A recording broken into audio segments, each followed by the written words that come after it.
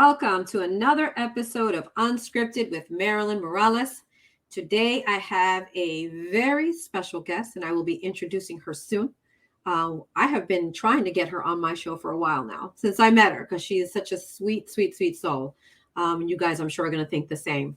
But before we begin that, this episode comes to you by Izzy's Legacy Incorporated. As you guys all know, I just started a nonprofit this year that is going to help increase the diversity on the Be the Match National Registry, Bone Marrow Stem Cell Registry. We are looking for more donors of Latino and of color to join this registry to, even out that disparity that currently exists within that registry. One of the biggest questions that I am asked is, what does that process look like? So I'm going to share a video with you guys. As far as the donation process goes, it is so simple and easy, and a lot of people are unaware about that. 90% of the time, it's very comparable to donating platelets or plasma in a blood center. So the first thing you can do is text Izzy's Legacy to the number 61474. You will receive a text link where you will be able to click register now, fill out the registration, and have a swab kit sent to your home.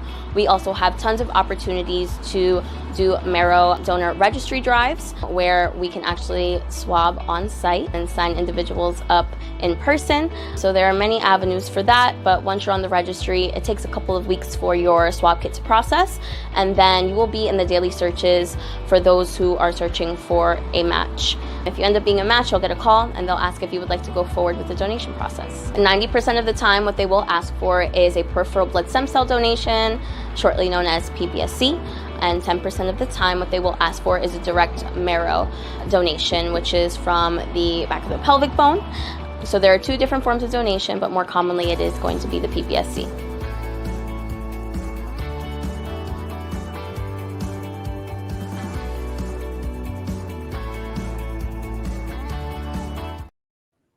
Thank you, Gabby, for that very informative information that we all needed.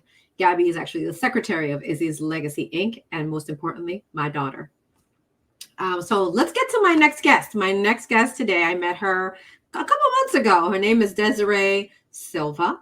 And like I said, I felt she was such a sweet and caring soul. We connected because of a background that she has with cancer as well, an experience that she had as well. And we clicked immediately. But let me tell you a little bit about her. Desiree is the founder of Keeping It Social, a social media agency that helps entrepreneurs and influencers increase their sales and grow their community online. I think I need her services. She is also the founder of She Se Puede, a community that helps women entrepreneurs grow and scale their business with the support of expert speakers, networking events, and co-working sessions. I will be sharing her link so that if you want to get in contact with her, you can as well. But let's welcome Desiree to the show. Hello, good morning. Good morning. Thank you so much, Marilyn, for having me today. I'm super excited. I'm excited as well. You know that, when I met you, I was like, I want you on my show. I do. And I'm glad that we're finally able to meet. I know this is long awaited. Long awaited. I love showcasing young female entrepreneurs who are making a difference in this world. So share with my viewers a little bit about you and your background and what you do.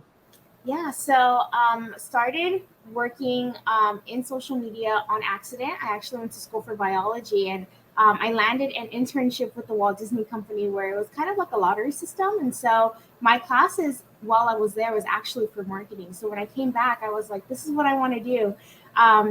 Quickly changed my degree, even though my counselors, didn't want me to. And I then started working for Facebook in their ads department. And then I went ahead and after, working with these big companies like Sony and Home Depot during the pandemic, I felt like my services could have been used towards helping smaller businesses. Because here I was helping these big corporations make more money. And then I was going downtown to all the small shops that I grew up with. And they had boards on their windows, like they were closed. They shut down because they couldn't afford their staff. And I just felt really bad. And I felt like my services could have been used to help them succeed rather than these big corporations make more millions. So I went ahead and I started working with small businesses to transfer their brick and mortar business into the online space, and it kind of just took off from there, I guess. Well, that's fantastic. You see, when you see something, you see a need in the world, and your heart really goes to that, that you can truly be successful and actually help somebody feel good about what you're doing, right? So Absolutely. here you are making these big companies rich. They're already rich, Mhm. right? Absolutely, yeah, and then like we were seeing a lot of like these big corporations like firing people because they couldn't afford staff, and I was just like, like yeah, that they can afford to, I guess, like cut some costs, like, but at the same time, like here are small businesses where there's only a staff of 5 or 10, and when they close down, that's not only the staff that's leaving, but also the business owners. Like they no longer have that support from their business to help their family. Put food on the table, like continue to put their kids like in school or in sports or whatever. So like Right. it affects the community and it affects them personally. Um, I feel like more than like what a corporate business would like feel if they were to go ahead and you know not have those millions of dollars. They have insurance and all these things that they can use, like the PPP loan that came out. Some of the small businesses couldn't even get that. So um, I felt like being able to support these small businesses was where I was needed at that time. Right. That's fantastic. Now, I don't think I recall you telling me that you started out in biology as your major. Yeah. So, what were you trying to be? What was your goal when you started doing biology? What did you want to do with Oh my yourself? goodness. So I was going for anesthesiology. So I was going to become a doctor. So I had really Yes. great I was really like top of the class. Like I was in all these clubs in school. High GPA, like I was a 4.7. In no, not 4.7, 3.7. I'm sorry. Close to a 4.0. And Yeah. it was really high. Like I had gotten the President's Award. I had gotten like Student of the Month. Like I had gotten all these awards. So academically, I had gotten a scholarship for Houston Baptist University. However, my parents, they didn't finish high school. And so when it came down to them even being able to provide for the rest of the college tuition, it was nearly impossible. So instead of going to university, I went to a local community college to stay home so that we could cut costs. And it was paid for completely through grants and through scholarships, so I didn't have to Right. pay for anything.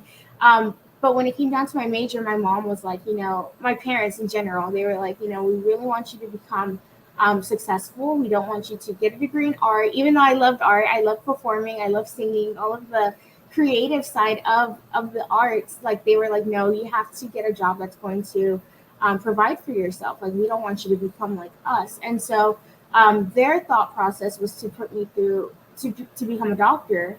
And then they're like, be a doctor. You get to pick which kind of doctor. So I was like, obviously, I want to be an anesthesiologist because I not only want to support myself, but I want to support my family as well.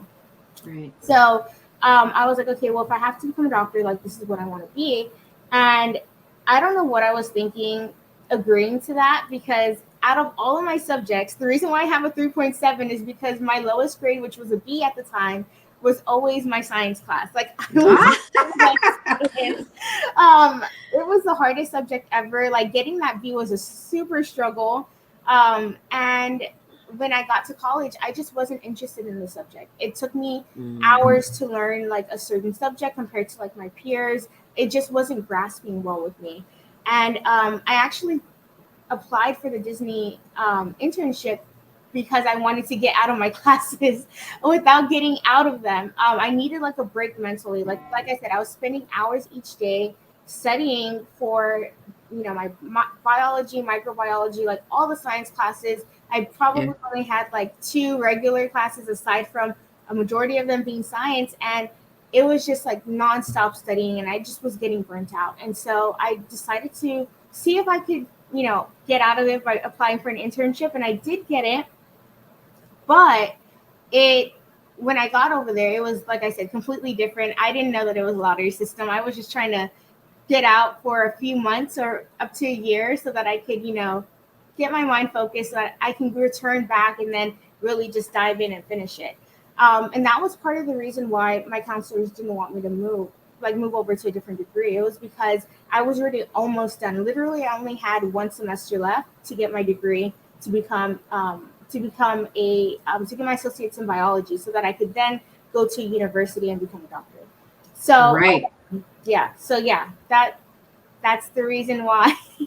That's crazy. So by accident, but not by accident, because your soul knew that this was not for you and you were actually going towards the arts that you loved. Yeah. Right. And you picked something. So you intentionally picked that, not knowing that it would become your career, but because this is something that your soul knew you wanted to do, because this is how you decompress. Yeah.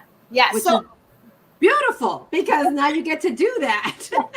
yes, absolutely. It's crazy because when I felt like it was fate a little bit, because when I applied for the internship, they were like, okay, this is what you're going to do. You're going to go to school over there.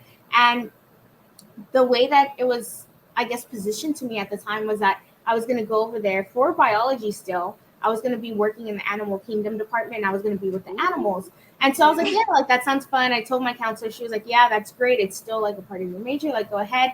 But when I got over there, it actually is a lottery system. So aside from it being a lottery system in terms of you getting in, because there's thousands upon people of who are trying to apply and get in, people from all over the world. There's people from Italy, France, Australia, like everybody is trying to apply for this. And they only select, I want to say, under 2,000 for that year for the internship. It might be lower even now, but at the time, that's what it was.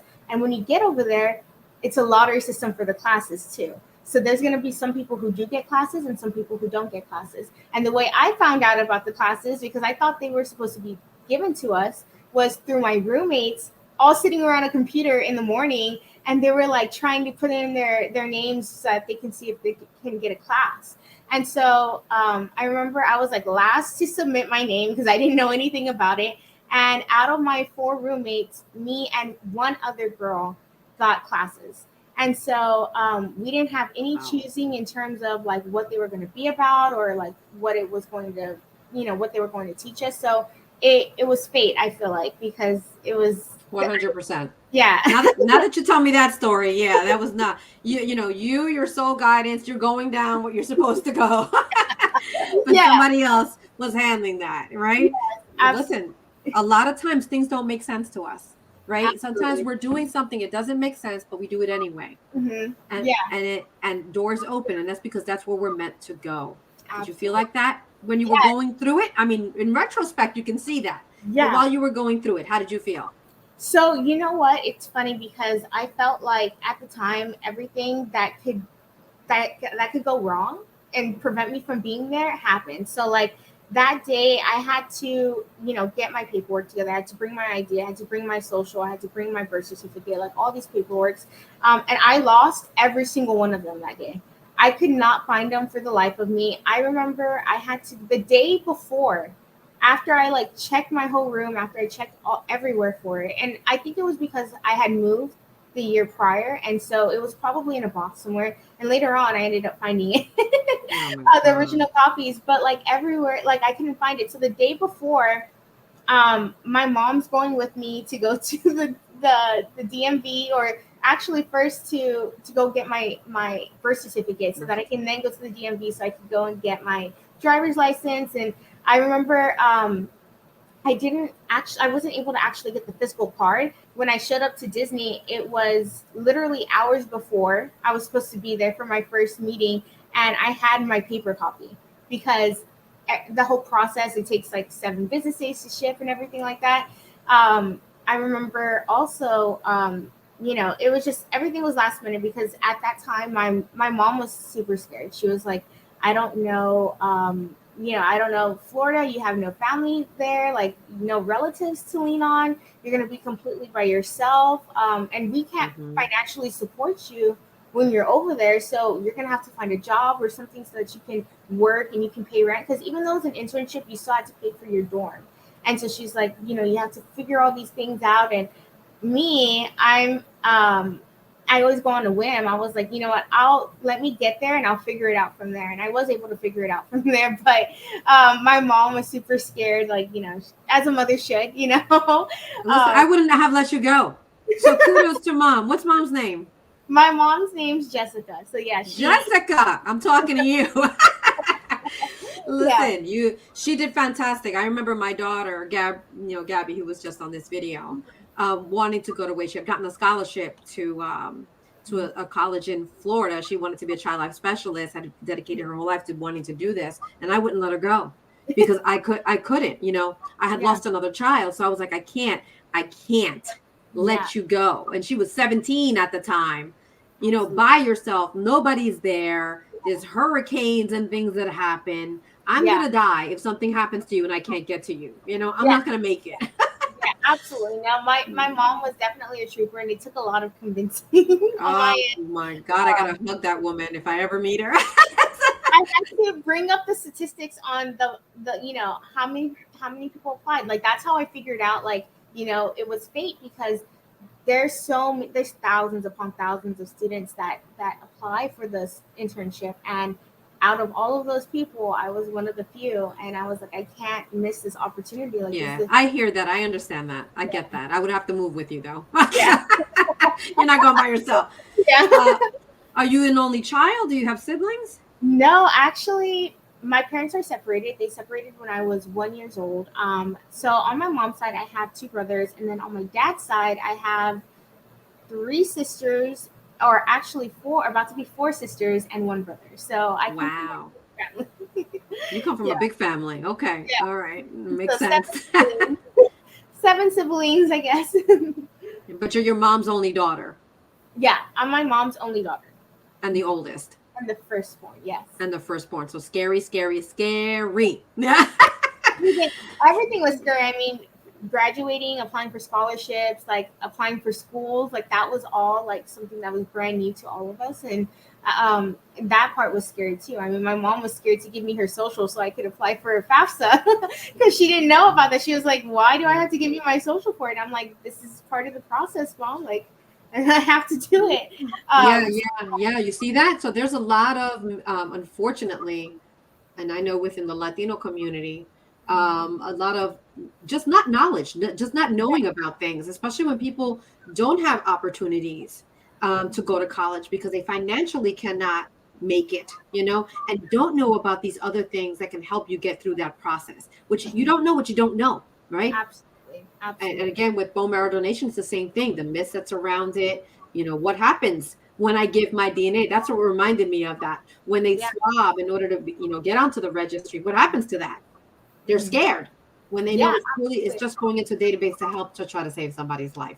Nothing Ab- happens to that. So man, absolutely. kudos to you. Now I got a whole different level of respect for you right now Thank to you. be able to do that. How old were you at that time? I was 18. So, 18. yeah, I was 18. I was at that time. I think my mom also trusted me a little bit because I had already moved out. So I had already moved out on my own. Okay. I was about to turn 19 actually. I had already moved out as soon as I turned 18. I had already moved out. I was living by myself with my boyfriend at the time, who I'm still with, and I had started a job working at a dispatch center for Hewlett Packard.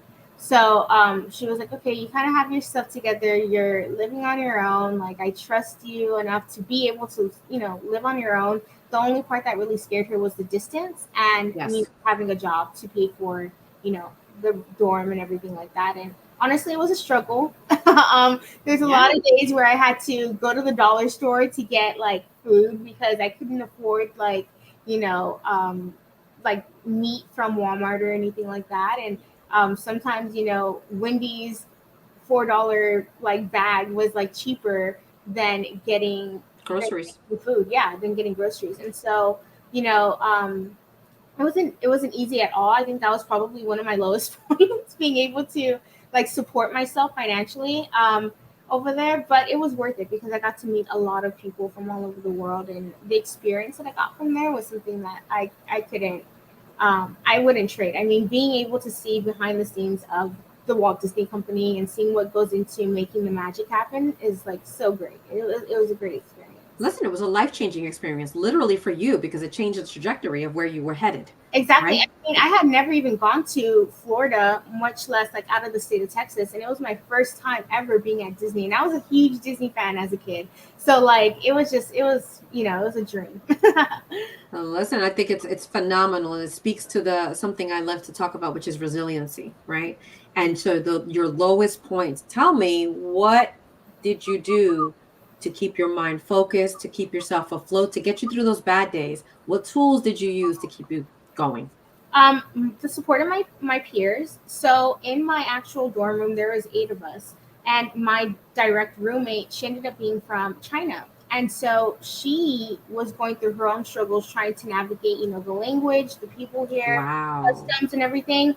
And so we leaned on each other a lot, and I'm still like friends with her to this day because we understood, like, even though we came from different backgrounds, we were still kind of put in the same situation where, hey, we're in a place where we know nobody. Um, you have the struggle of language. I can teach you that. I need like a support peer here because I'm away from my family and I'm by myself. And at times, like, that could be, scary and lonely. And she was there to comfort me. We had movie nights, like we'd hang out at the parks, like that kind of friendship is what really, that support is what really kept me going. And then also, I would say, just knowing my why, like, why am I there? Why did I choose to be here? Like, I'm at the happiest place on earth, and I'm going to be sad about, missing my parents when, there's so many other people who would have wanted this opportunity. So just, I guess, being in the mindset of being grateful for what I already had, why I was there, and the opportunity that was presented to me, and then the support from my peers that were there with me as well. Phenomenal. Having the attitude of gratitude, Mhm. right? To Mhm. keep you going one day at a time, 1 minute at a time. I love Absolutely. that. I I love the story of your friend too. I learned so much from all of my peers there.